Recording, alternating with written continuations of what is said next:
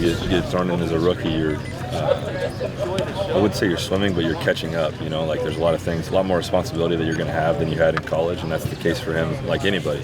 So I think the biggest thing right now, we want him to take charge of a lot of the stuff that we may have put on other guys last year. So his biggest thing, and it starts with the protection. That's the biggest thing when you want to pass the ball, and then it goes into run checks and everything else. And he's done a phenomenal job, getting through that and getting started and taking charge of that. And I think too, the biggest thing with him, which I want him to do too, is he needs to speak out. He's a smart, cerebral guy.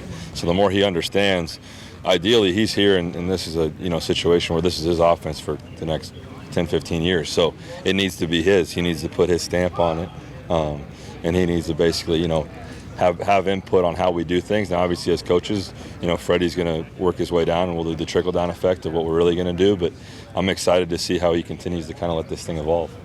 Are he and Todd kind of putting their heads together a little bit on like the air raid and sure. kind of getting some of those concepts? Yeah, that's the great part too about the amount of guys we have working in that room right now. And then really you can count Drew as another guy, kind of in the same deal as me and Freddie, being from that Arizona system, and Todd bringing what he brings from Tampa. And the beauty of it too, with where we've brought everybody. I mean, John Lilly from San Francisco or L.A. I should say now. You mix them all around. The Rams a few years ago.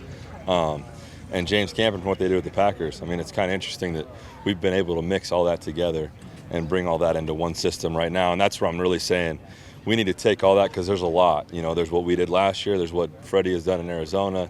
There's what guys have done at different places.